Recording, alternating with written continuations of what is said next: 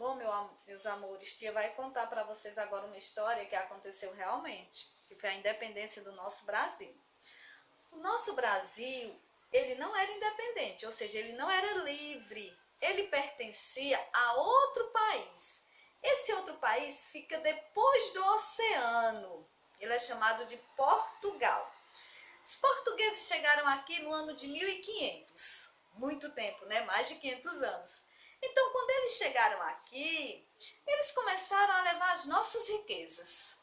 Levavam as nossas riquezas para Portugal e aqui no Brasil não ficava quase nada. Então, algumas pessoas, assim, pessoas inteligentes, pessoas que amavam a nossa pátria, o nosso Brasil, decidiram lutar para libertar o nosso país. Mas aí, o que aconteceu? Muitos fracassaram. Tiradentes, por exemplo, foi um dos que lutou e morreu, deu a vida pela nossa pátria, mas não conseguiu libertar.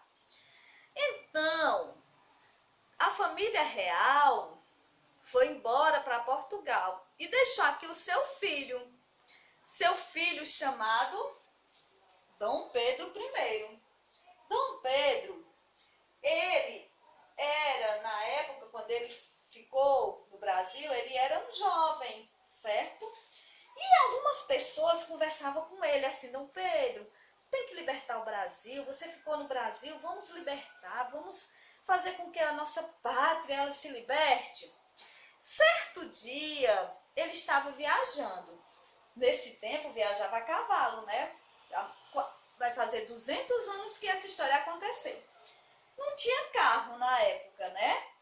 Não tinha carro, não tinha moto, não tinha avião, tinha cavalo. Então, ele estava viajando de cavalo, ele e sua tropa.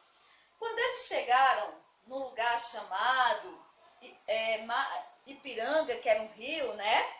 Então, ele recebeu uma carta dizendo que era para ele voltar imediatamente para Portugal e deixar o Brasil. Olha, Dom Pedro já morava no Brasil, já amava o Brasil. Então, o que é que ele fez? Ele disse: não, senhor, eu vou ficar no Brasil. Eu quero que diga ao povo que eu fico. Eu vou ficar no Brasil.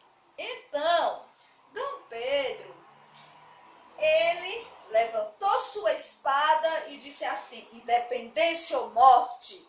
A partir de hoje, o Brasil não pertence mais a Portugal. Então, a partir desse dia, o Brasil virou uma pátria livre. Então, hoje a nossa pátria ela é livre, ela pertence a nós brasileiros, não é? Então, parabéns para nós, brasileiros, e